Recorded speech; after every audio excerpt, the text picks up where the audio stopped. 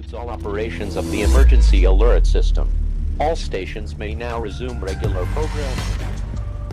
For expanding its sphere of influence, on infiltration instead of invasion, on subversion instead of elections, on intimidation instead of free choice, by a monolithic and ruthless conspiracy.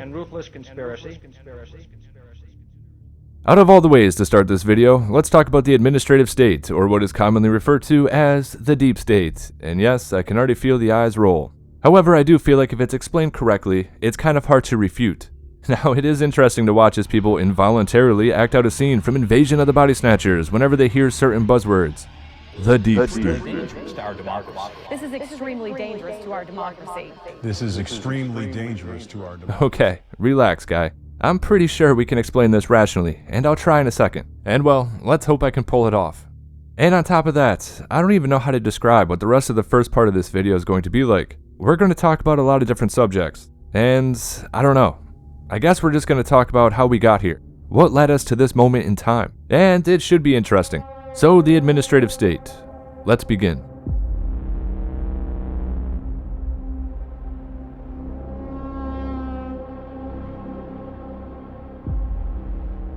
So, foreign policy is shaped over decades, and in most cases, centuries. Political events compound, they build off of each other. And on top of that, every political decision has long-lasting ramifications. And sometimes they lead to unexpected events or tragedies years down the line.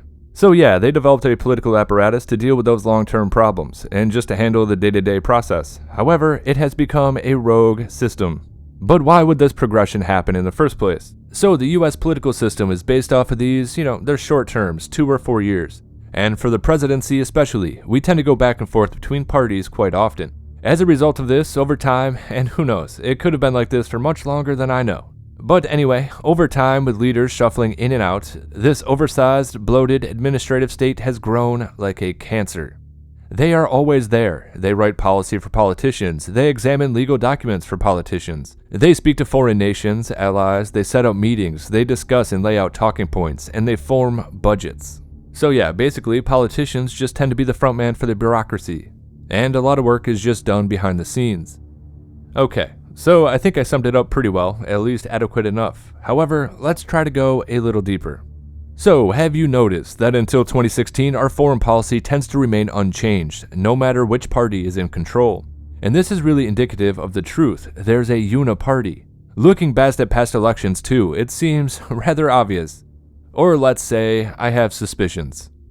So we had George Bush Sr., HW. We have before us the opportunity to forge for ourselves and for future generations a new world order, a world where the rule of law, not the law of the jungle, governs the conduct of nations. When we are successful, and we will be, we have a real chance at this new world order, an order in which a credible United Nations can use its peacekeeping role to fulfill the promise and vision of the UN's founders. And then from there we had Bill Clinton. After 1989, President Bush said, and it was a phrase that I often use myself, that we needed a new world order. And then, of course, we get Little Bush, George W.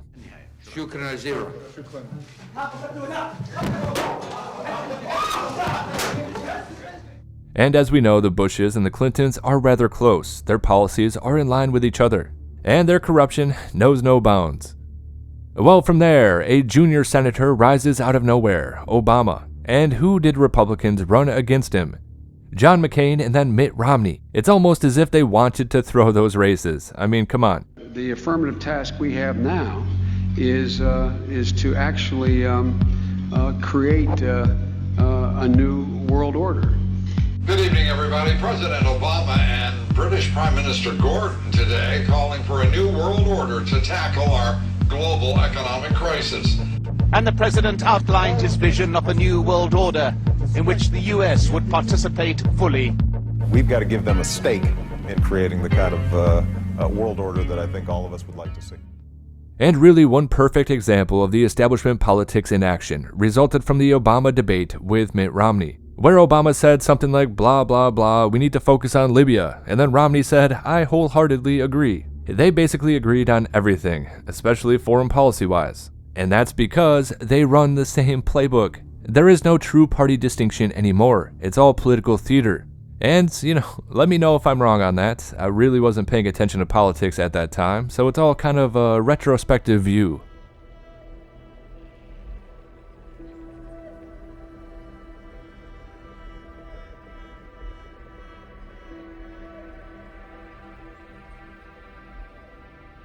But I say that to say this. The administrative state, the establishment, which includes intel agencies, have slowly eroded any sense of separation between entities. And as that cancer grew and grew, alongside technological advancement, well now, the establishment includes big tech. And really, when you think about it, the only separation that exists is between narrative and reality. And of course, that's where the media comes in. The sharing of biased and false news has become all too common on social media. More alarming, some media outlets publish things that simply aren't true without checking facts first. Unfortunately, some members of the media use their platforms to push their own personal bias and agenda to control exactly what people think. And this is extremely dangerous to our democracy. This is extremely dangerous to our democracy. This is extremely dangerous to our democracy. This is extremely dangerous to our democracy. This is extremely dangerous to our democracy. This is extremely dangerous to our democracy. This is extremely dangerous to our democracy. This is extremely dangerous to our democracy. This is extremely dangerous to our democracy. This is extremely dangerous to our democracy. This is extremely dangerous to our democracy. This is extremely dangerous to our democracy. This is extremely dangerous to our democracy. This is extremely dangerous to our democracy. This is extremely dangerous to our democracy. This is extremely dangerous to our democracy. The corrupt rot that is infecting our political system is daunting. It's deep-seated, and with all the events that have transpired over the last few days, well, to be honest, I'm feeling a little black-pilled. And unfortunately for you, I'm going to explain why this is. But don't fret, I believe there is a silver lining. I think. Anyway, it's a combination of a lot of different things, of which are all happening at the same exact time. In my opinion, it's all going to rise as a crescendo into chaos. So, okay, since World War II, our political system has really been shaped in large part due to the Council on Foreign Relations. And as a result of winning World War II, we began expanding military bases to every part of the world. The Council on Foreign Relations has extensive influence on which political candidates even get invited to the conversation. And through groups like this, I suspect, and I believe many of you do as well, that at the very least, since George H.W., our presidents have been chosen and installed. And one of the reasons I say that is because each of them, through the media, lie to the public about their policy plans, both domestic and international. And then once they are in office, that all falls to the wayside, and they just continue to forward the agenda of these overarching control groups, the establishment, such as the Council on Foreign Relations. And really, that's not the only one, that's just the example I'm using. Anyway, it's through this administrative state, people working on this stuff their entire careers, that it's perpetuated judicially, legislatively, and even within the private sector. So in terms of our era, the modern era of destruction, we have a combined set of problems. It ranges from everything from the uninformed public, which again is perpetuated through the controlled media. And we'll get back to this in a moment, but it's not just that. We have a political class that is entirely separated from their constituents, a ruling class and everyone else. We have these oligarchs, billionaires, outright influencing perception, media coverage, and of course the overall political apparatus.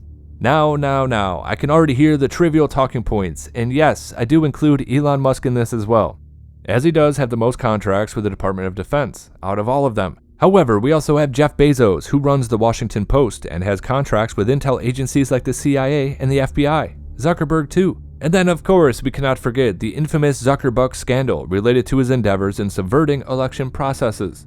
We have Apple working directly with the Chinese government. I mean, they all do, but they work against the American public intentionally. And then there's Google. The list of moral and criminal questions surrounding Google's practices is almost innumerable. And the real insidious aspect is that they all function alongside our government.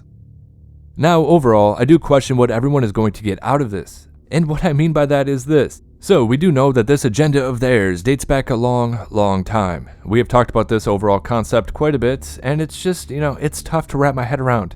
So it goes back at least to Woodrow Wilson and Mendel House, in collaboration with entities such as the Chatham House. And then we have the development of the liberal economic order, as the Council on Foreign Relations says. It was to prevent, and I quote, World War III by introducing the framework for a global economic system, which of course would eventually lead to some sort of global government, but, I don't know. So anyway, in the 1970s, they switched to the petrodollar, furthering military expansion and tying other nations to the global order. They do this by forcing the use of American dollars in exchange for oil. However, that's not all. We then lend out massive amounts of cash because that also promotes the use of US money as the global reserve. So, at the same time, they are coming out with the Limits to Growth report in the 1970s with target dates of 2030. From there, it seems like things kind of cool off. In the 1990s, though, Nancy Pelosi and the US government signed us on to Agenda 21. Mr. B. Ryder, the chair and ranking member of the subcommittee, and the members of the Foreign Affairs Committee for their assistance in expediting consideration of this legislation. The Earth Summit Environmental Leadership Act, as this is known, presents us with an opportunity to follow up on the important work of the Earth Summit to develop its blueprint. Agenda 21 for global environmental. Now from there, I suppose we should jump to the global destabilization that happens through the War on Terror. And of course, they begin to erode constitutional rights through the Patriot Act. And as a result of this, the public gradually becomes accustomed to mass surveillance.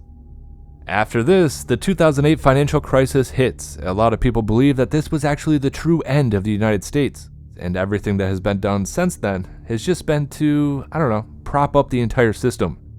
Just prolonging the demise while a new world order is put in place. Because, I guess you need a replacement before the collapse can be allowed. So, from there in 2014, Klaus Schwab first announces the plan for the Great Reset. Between 2014 and 2016, discussions continue. Policy papers, such as the one on the screen right now, Resetting the World, well, they continue to come out. And of course, crypto is on the rise, opening up possibilities for mass control over global financial systems and individuals. What will come to be known as central bank digital currencies.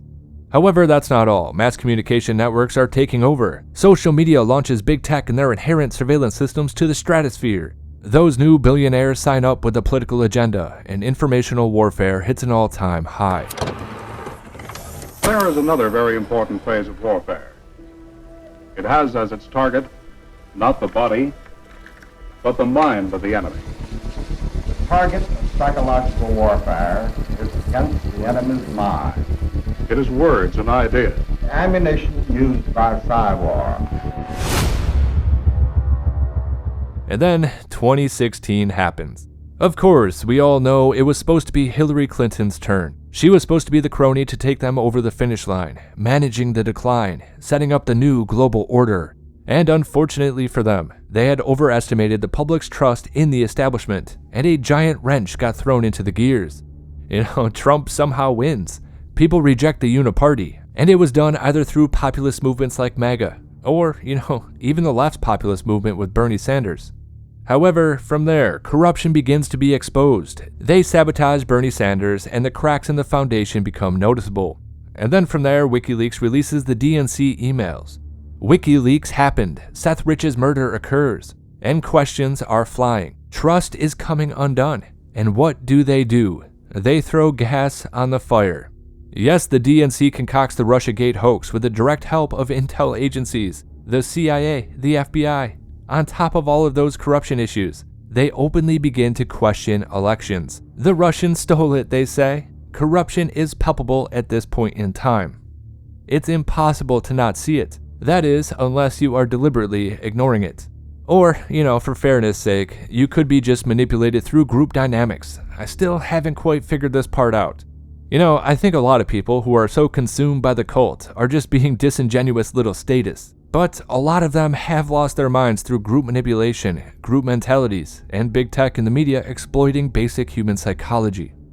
And then, of course, from there, we have the COVID outbreak, and oh, how convenient this is for their agenda. Now, is it a never let a good crisis go to waste type of situation, or something more insidious? I don't know. You have to make your own decisions. But interesting timing, no? They have the perfect tragedy to install their new system, shut down the world, change the economic system, and install various surveillance systems from everything from monitoring social media and censorship, all the way to biometric and facial recognition surveillance throughout the public space, which is, of course, another perfect transition tool to their smart city grid. Anyway, all-out war begins to occur between the establishment and the domestic population. Trust me, you are in some sort of war, a new kind of war. I don't know what kind it is yet, but it is happening. Now, it does seem to me that we have warring factions within the government itself. Anyway, this war continues. So, we have Mitch McConnell and, of course, the other rhinos who are working directly with the Democrats to destroy the Republicans' dissenting base, because there is no difference between the two. The war is being waged against you by both parties, in conjunction with each other, all in pursuit of this new economic system. Now, okay, here's the silver lining. On a global scale, people assume that there are about 2,000 people directing this agenda and trying to transform the world. Now the rest of them are either NPC lackeys not understanding what is really happening, you know, the worker bees within the global administrative state, because they all have this aspect embedded within. Or, you know, on the other hand, they just remain silent because they want to keep their jobs. And that's the point I wanted to make. There's about 2,000 of them, and about 8 billion of us.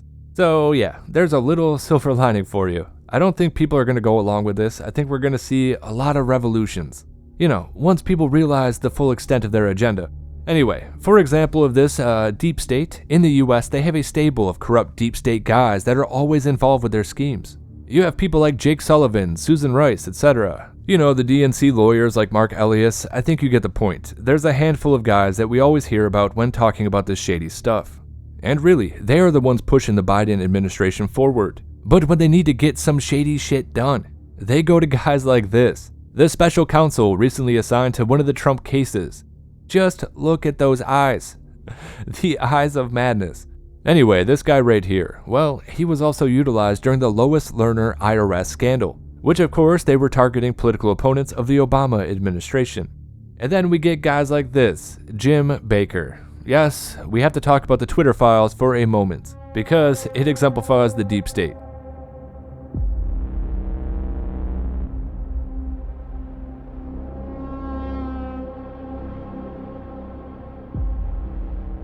Anyway, we aren't going to go too deep into it because I assume you have been paying attention to the news, and hopefully you haven't been duped into the narrative related to this. That it's, just a quote-unquote nothing burger. And, just by the way, I really hate that term. Why do they use such a stupid way of describing stories, and they use it so much? It's freaking weird.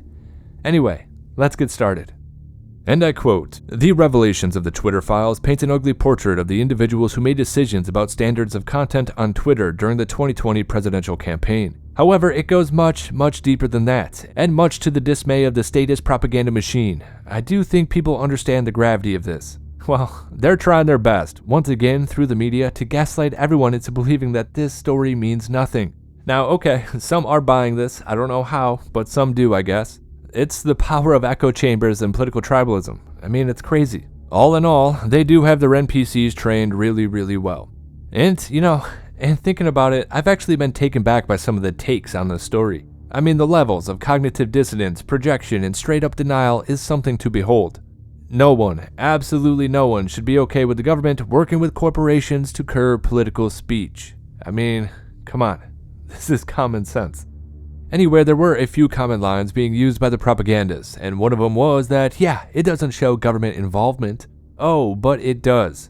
The government was leading this. Facebook, Twitter, Instagram all took the same actions at the same time, which of course alludes to the fact that there are back channels at all companies, all of big tech. And then of course, the FBI interviewed Tony Bobulinski, and then preempted the story by warning Facebook of Russian misinformation before the story broke. Now, the timeline is key, which is why they try to obfuscate it. They warned them before the story broke. Before. Which also alludes to the fact that they were spying on Rudy Giuliani. But of course, that's besides the point, I guess. Anyway, besides that, the FBI actually infiltrated Twitter and were monitoring the takeover and/or government operations within Twitter. And they were even scrubbing said government involvement from documents that were being provided to Matt Taibbi and Barry Weiss. Another common rebuttal from the propagandists. Well, Jim Baker didn't work for the FBI anymore. Now, do not tell me that he does not work for the FBI anymore. I mean, my God, people cannot be that naive, right? Do they not realize how the world works in the slightest? It's like they have no idea. So, Jim Baker, let's get some history of his corrupt actions. Deep state through and through. And I quote, former top FBI attorney James Baker, who passed down fake dirt from the Hillary Clinton campaign operatives in 2016, alleging secret ties to Russia's Alpha Bank to Trump. Well, it turned out that was fake. A hoax. False. A lie. Anyway, he's now attempting to shape the Twitter files. Yes, he was deleting and removing information related to government involvement in the suppression of speech. However, let's try to find out some more context, yeah? And I quote, these successful efforts to deep six the story by Twitter and other big tech companies, as well as the FBI and the Biden campaign, well, they have been credited with helping Biden defeat Trump in the presidential election in 2020. So, independent journalist Barry Weiss was slated to publish more information about this, but the process ground to a halt when she discovered that Mr. Baker, Jim Baker, ex-FBI guy, was vetting the emails before sending them to her. And I quote, my jaw hit the floor, says Barry Weiss. So Matt Taibbi described Jim Baker, who served as Twitter's deputy general counsel and vice president beginning in June 2020, as something of a zealot of FBI controversies dating back to 2016. So you see, before joining Twitter, Mr. Jim Baker spent 4 years serving as the top lawyer for the FBI. And while he was working at the FBI in 2016, he's the guy. Jim Baker helped link up his friend, lawyer, and Democratic operative Michael Sussman with the DNC and the FBI investigators. And yes, it was then Mr. Sussman who passed along fabricated accusations and fabricated evidence that Mr. Trump had secret communications with Russia. It was all fake. It was all fake, and it was perpetuated by Jim Baker. Well, he was one of the main guys, one of the orchestrators. However, that is not all. Jim Baker is also a CNN analyst who provided commentary on Trump and defended the Trump-Russia investigation, the investigation that they made up. Now, knowing all of this, guess who also hired him? Harvard Law. Yeah, interesting, huh? An FBI top attorney who was involved in massive corruption scandals, framing a president of the United States as a Russian asset, caught in lies, exposed, well, he gets hired at CNN and Harvard Law. You have a coup d'etat leader fabricating evidence against a president teaching at Harvard Law. I mean, it's crazy to me. You have this guy working at Harvard.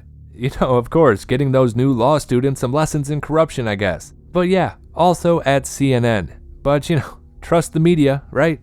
But then, let's not forget, he also gets hired at Twitter, the establishment's manufacturing consensus machine, their propaganda machine. And I'm supposed to believe that it's all coincidence? I mean, get the hell out of here. So yeah, how exactly did this information finally come out? Well, Jim Baker played an instrumental role in Twitter's executive's decision to block the newspaper's reports about what was discovered on Hunter Biden's laptop. The move to censor the story took place 2 weeks before the presidential election, and the Biden campaign were contacting Twitter through back channels. And so they consulted Jim Baker, who in some email chain backed the move to block the story from the site. Well, this is how it all came out. Barry Weiss, who over the weekend was working on the second release of emails, according to Matt Taibbi, discovered that person in charge of releasing the files was someone named Jim. When she called to ask, what is Jim's last name? The answer came back, Baker. It's Jim Baker. And that's when her jaw hit the floor. And I don't think mine would. I would have been like, oh, of course. Corruption at its finest, just like every other time. So, yeah, that's where we are. And don't let anyone distract you with this bullshit about how none of this matters. The laptop story isn't really about Hunter Biden and his just, insane behavior. It's about a president's son being a national security threat and the commander-in-chief himself being compromised by foreign powers. On top of that, it's about censorship and corruption as well. But of course, the main focus should be on the foreign business deals that were only possible because they were selling their political influence.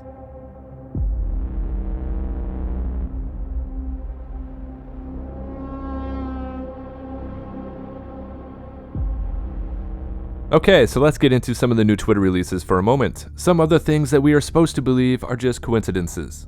So yeah, just to highlight a few things, we have breaking news. John Podesta's niece has resigned from Twitter. Yes, she was on the Trust and Safety Council. However, people are pointing out that it's really interesting timing. And that is because they all resigned as Elon Musk publicly takes on the child exploitation problem on Twitter and exposes the extent of which this content is on there. Now okay, the reason why that's relevant is the fact that John Podesta's niece was on the Trust and Safety Council. Part of her job was to tackle this child exploitation, of which they did not. Yes, they did in fact leave that content on the site for years. And yes, instead, they chose to attack political opponents of the regime. Okay then. And you know, it's just really, really weird. The notorious weirdos, known as the Podestas, have a family member at Twitter, and they are partly responsible for child exploitation content remaining on the site. Weird coincidences. Yes, I have some questions. But just to give you a little context as to how this all is getting attention, and I quote, "Well, Mike Cernovich said that Podesta and her colleague should be in jail, and Musk replied, and I quote, 'It is a crime that they refuse to take action on child exploitation for years,' end of quote." Now, Cernovich linked to a story by the New York Post from 2021 that reported on the copious amounts of child exploitation content that was allowed to be disseminated on Twitter, with no intervention by Podesta or other members of the Trust and Safety Council. So let me just try to get this straight. Not only was Anthony Fauci's daughter a Twitter employee, but also John Podesta's niece was on Twitter's Trust and Safety Council. Okay then, coincidences abound. However, that is not all. Elon Musk also said, and I quote, "Under previous leadership at Twitter, certain political candidates were suppressed on the platform. The revelation contradicts 2018 statements by Twitter executives who testified to Congress that it didn't happen." So on top of everything, we have election suppression, which we knew, but now we have some proof. And then we have this from Yoel Roth. Well, he had some messages revealed in the Twitter files where it shows him absolutely giddy about his newfound relationship with the FBI. Yes, they were celebrating their collusion with the feds to stifle and suppress free and fair elections. Eesh, that does not look good for Mr. Roth. But will anything happen? Will there be any consequences for this subterfuge? I don't know. I kinda doubt it, but we'll see.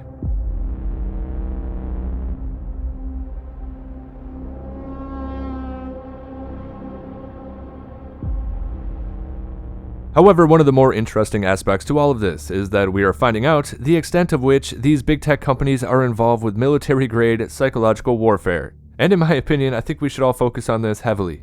And a quote from Andy Ngo. Barry Weiss doesn't name too many names, but the head of Twitter's strategic response team, where secret actions were taken to stifle conservative accounts, happened under Jeff Carlton, who worked for both the CIA and the FBI. And after he was exposed, he started to delete his internet profiles.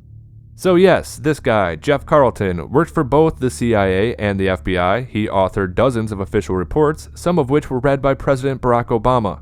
And yes, this guy, Jeff Carlton, was the ex-intelligence operative who was part of Twitter's team behind secret efforts to stifle conservatives. Yes, we also have reports of the 77th Brigade getting in on the informational warfare. So, they are a British military group tied to psychological warfare. For example, though, they employed a British military psychological operations soldier, Gordon McMillan, who was a part of the 77th Brigade and was acting as a Twitter executive. And I quote, "The senior Twitter executive with editorial responsibility for the Middle East is also a part-time officer in the British Army's Psychological Warfare Unit. Gordon McMillan, who joined the social media company's UK office 6 years ago, has for several years also served with the 77th Brigade, which was a unit formed in 2015 to develop, and I quote, non-lethal ways of waging war." So, the 77th Brigade uses social media platforms such as Twitter, Instagram, and Facebook, as well as podcasts, data analysis, and audience research to conduct what the head of the UK military called, and I quote, informational warfare. And yeah, he says that because it is, by definition. So this British military unit's headquarters are located in Berkshire, west of London. Its creation combines several existing military units such as the Media Operations Group and the 15th Psychological Operations Group. This is crazy. At the launch of the military unit, the UK media were told that the new unit of Facebook warriors would be around 1,500 strong, and it would be made up of both regular soldiers and reservists. So they have soldiers working on every big tech platform. They have psychological warfare units embedded within each of these companies. That is something that should probably be addressed. So yeah, we have lots of crazy things going on right now, and I would encourage you to go through the Twitter files for yourself. There's a lot more that I'm not talking about. Anyway, social media is all one big psyop. Between revelations like this and all that we have come to find out regarding the medical predicament, well, I don't think it's a stretch to conclude that we have been living through the biggest psyop in human history. But let's move on to some other topics, because the global agenda is moving forward whether we like it or not.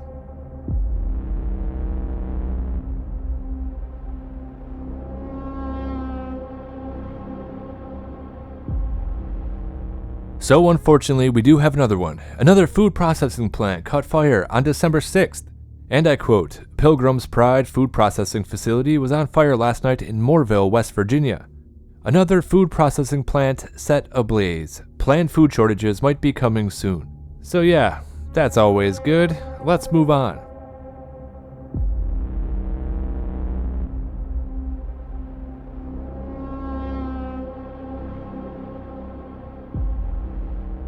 Now for this section, we'll be looking at a few of Bernie's tweets, so if you haven't, you might want to check out their feed. I'll put a link in the description. So, you know what we were talking about in the last video, the tri-state megacity. Yeah, this is what we were discussing related to nitrogen emissions. The building of this city in the region is why they are targeting farmers. They need the land to build this thing. Well, in that regard, Germany is going to comply almost immediately with the EU directive to end fertilizers. And this comes after they announced that they're going to be doing the same with emissions as well. Yes, they are following the Netherlands. First it was energy, and now it's food. This net zero con is going to leave millions and millions of citizens dependent on the state for handouts. And of course, this tri-state city encompasses the Netherlands, parts of Belgium, and yeah, Germany. So it kind of seems like Germany is going to need to do a land grab as well. It's all about commercial building this technocratic system. However, let's move over to the UK.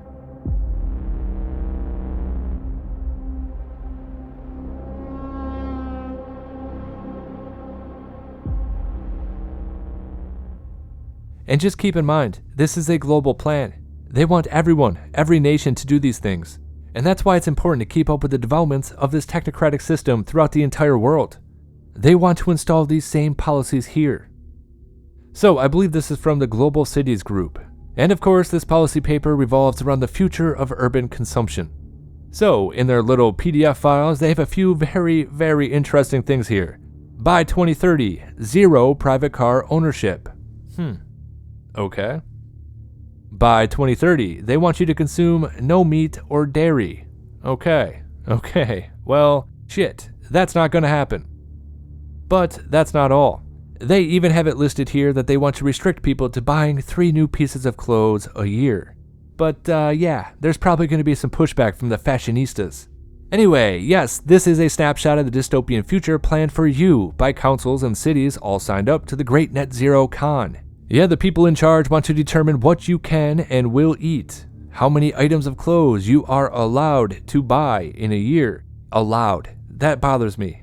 I mean, dude. You're not going to tell me to do shit. Anyway, all of it is supposed to be decided for you by them. Now, okay, just to talk about the restrictions on how many clothes you can buy or own. Well, the World Economic Forum released a video detailing their plan for tracking your clothes. You know, so they can keep track of what you own and make sure you can turn it in when you are done. Digital ID for clothes.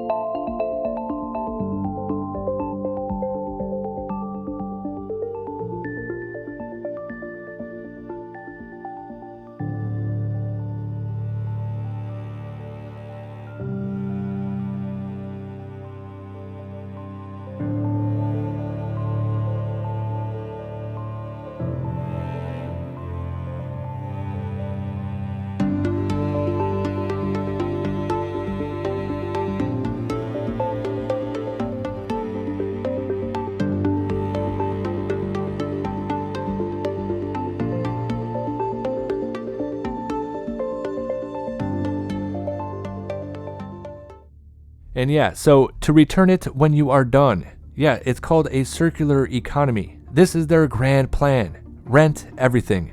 Check this out.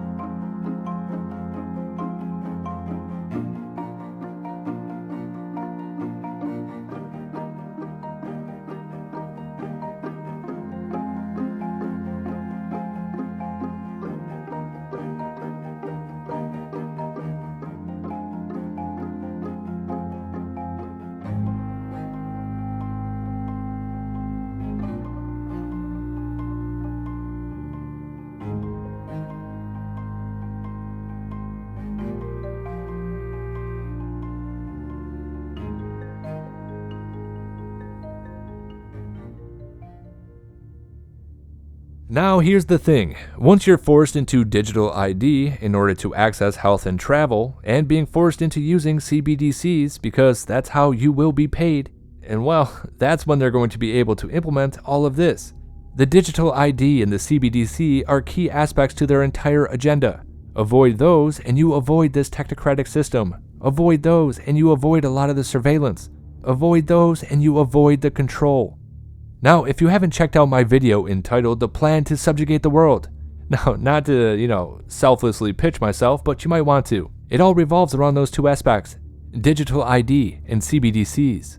Now from there, the House of Lords has issued a paper laying out how you will be forced to follow the agenda, and it's going to be done by legislation to change your behavior. First is the nudge, and then, well, here comes the stick. On page 4, and I quote, "Lessons can be learned from both successful and unsuccessful behavior change interventions in other policy areas, most notably the widespread behavior change brought about by COVID-19. Well, damn. Okay. And speaking of behavioral modification, let's talk about climate lockdowns in Oxfordshire.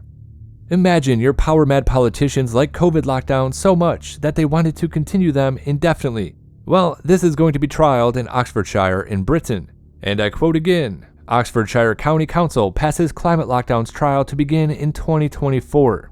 So basically, they approved plans to lock residents into one of 6 zones to save the planet from global warming. And of course, we've actually talked about this before, this is the latest stage in the 15-minute city agenda. And they're going to place electronic gates on key roads in and out of the city, confining residents to their own neighborhoods. How insane is that? And I quote again, under the new schemes, if residents want to leave their zone, they will need permission from the council, who gets to decide who is worthy of freedom and who is not. Under this new tyrannical law, residents will only be allowed to leave their zone for a maximum of 100 days per year. However, to gain entry again, every resident will have to register their card details with the council, who will then track their movements via smart cameras around the city. Holy shit. I mean, this is like East Berlin. So again, let me try to get this straight. They want to divide the city into 6 different districts, with drivers unable to cross between zones without being fined. And you can only leave your zone, your neighborhood, for a maximum of 100 days per year. However, you're going to need permission to leave the gates. Yeah, you're in a prison, dude. So much for freedom of movement. So much for freedom. And I mean, come on, this is insane. And really, this is kind of worse than China right now. And really, they've been taking a lot of notes from China. I distinctly remember coming across this story quite a while ago. The UK implementing Chinese-style surveillance tech throughout their entire nation. Anyway, let's get into some Bill Gates news. And no, it's not good.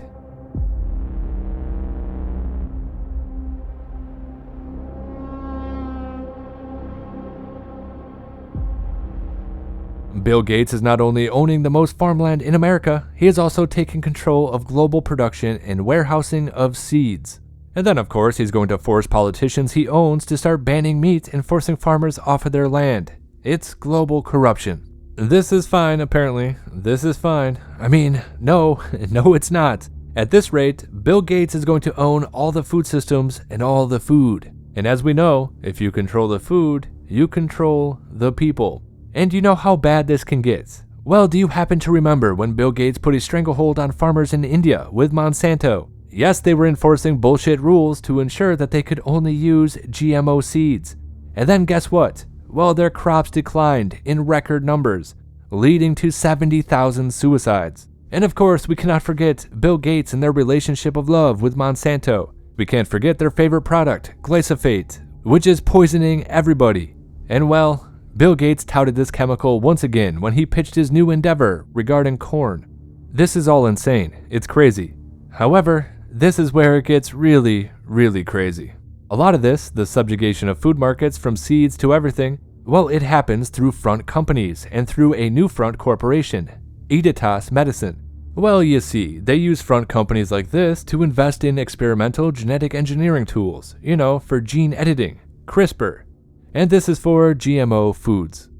So, while this technology itself is immature and inaccurate, it has become a gold rush for new patents. The language of quote-unquote gene editing and educated guesses is creeping into scientific discourse. So the piracy of common genomic data of millions of plants is being termed as big data. Big data, however, is not knowledge. It is not even information. It is privateered data, pirated and privatized. So the thing is that seeds are not germplasm. They are living, self-organizing entities, subjects of evolution, history, culture, and relationships. In the 1980s, Monsanto led the push for GMOs and patents on seed and life. Today, the flag bearer is Bill Gates. In a nutshell, they have one billionaire, Bill Gates, given free access to use his wealth to bypass all international treaties. And of course, multilateral governance structures to help global corporations hijack the biodiversity and wealth of peasants. And they do this by financing unscientific and undemocratic processes such as DivSeek, which they seek to unleash untested technologies such as CRISPR technology on humanity, either through medications themselves, genetic engineering, transhumanism, or by introducing this to our food systems. And I'll put a link in the description if you would like to find out more. I mean, this is really crazy stuff. And really, out of all the things that I hate to look into because it freaks me out too much, well, it's the food issue. The poisonous chemicals and the genetic altering of our food products. The Monsanto, Bill Gates rabbit hole can really make you depressed. It is distressing stuff. It's important, but man oh man, will it make your head spin. Okay, so we have a few more stories to go over regarding this global agenda. Yes, the plan continues.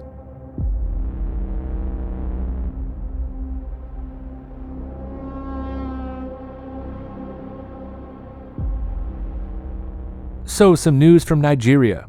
Yeah, they're capping ATM cash withdrawals at $45 a day to push digital payments, their central bank digital currency. Okay, so from there, let's jump to Spain. Yes, their central bank is seeking to start their very own central bank digital currency. This is happening all over the world. Now from there, we have some updates. So every single World Health Organization member nation have agreed to go forward with the pandemic treaty by 2023. So yeah, that's not good. However, we do have some hope regarding this authoritarian agenda. Vanguard is apparently stepping away from the Climate Alliance. And then we have Larry Fink, who is beginning to get calls to step down due to ESG corruption. So I guess we'll see what happens. But the thing is, with this environmentalism, by all means, continue to produce technology that will help environmental causes. I don't think anyone is really against that concept. But we cannot have these Orwellian social credit systems and totalitarian control over our every move. That is not the path to go down. At some point in the future, the tech will be so good that they won't have to force it, and it will just become used via the free market. That is, of course, as long as economic subjugation and overt authoritarianism is not baked into the foundation of it, because that's exactly what's happening right now, and we just cannot let that slide. Now okay, to finish up the video, I want to play a clip. This is from Argus Surveillance. While you're watching this, keep in mind that this is what they're openly telling the public about. So if this is the level of surveillance tech that is openly talked about with the masses, imagine what they aren't telling us. This is the next generation of surveillance. For the first time, we actually have permission from the government to show the basic capabilities. It is important for the public to know that some of these capabilities exist. Engineer Yannis Antoniadis designed the new sensor, known as Argus. With 1.8 billion pixels, it's the world's highest resolution camera. Argus fits inside this pod that attaches to the belly of a UAV. But because much of the work is classified, we can't see the sensor itself. Because we are not allowed to expose some of the pieces that make up the sensors, so you get to look at pretty plastic curtains. Also known as Wide Area Persistent Stare, Argus is the equivalent of having up to 100 predators look at an area the size of a medium-sized city at once. This image was taken 17,500 feet above Quantico, Virginia, and covers 15 square miles. This whole image is at a very fine resolution. So if we wanted to know what is going on in any spot along this image, say near this building at this intersection, we can generate a moving image that shows what's going on in the area. Simply by touching the screen, Antoniadis has opened up a window showing a detailed area, while still maintaining the broader context. and everything that is a moving object is being automatically tracked. The color boxes represent that the computer has recognized the moving objects. You can see individuals crossing the street. You can see individuals walking in parking lots. There's actually enough resolution to be able to see the people waving their arms or walking around, what kind of clothes they wear. And you could pick the location of where you produce these images anywhere in the entire field of view. Antoniades can open up to 65 windows at once and can see objects as small as 6 inches on the ground. From even 17,500 feet, the white thing that you see flying around is a bird. Argus streams live to the ground and also stores everything, 1 million terabytes of video a day, which is the equivalent of 5,000 hours of high-definition footage. So you can go back and say, I would like to see what happened at this particular location 3 days, 2 hours, 4 minutes ago, and it would actually show you exactly what happened as if you were watching it live. To create the world's highest definition camera, Antoniades needed to design a new imaging chip. But DARPA, the project's funder, wanted to move fast and keep costs down. So he borrowed technology that most people have in their pockets. Inside this cell phone, we find a tiny little camera. So if you were to take off the majority of it, you'd be left with an imaging chip. If you were to take 368 of these and make a big mosaic out of them and start shooting images, now you have Argus. Unlike the Predator camera that limits field of view, Argus melds together video from each of its 368 chips to create a 1.8 billion pixel video stream. This makes it possible to zoom in and still see tremendous detail. Whether Argus has been deployed in the field is classified. I'm not at liberty to discuss plans that the government... Now, when contemplating the intangibles, the ramifications, and the consequences of government having this sort of tech being used to surveil the public 24/7, 365, well, I think you understand why it makes me a little uneasy. Unfortunately for us, we just do not have many people that we can trust these days. And it probably pays to be a little cautious. I mean, come on. The world has gone mad, and we should act accordingly. Anyway, until next time, I apologize, I started to lose my voice a little bit, but once again, this is HelioWave. If you like the content, like, comment, and subscribe. Share the video if you want to. If you're in a position to, consider subscribing on Locals or Subscribestar. As always, make sure you disobey those true fascistas, and yes, of course, I do hope you have a good night.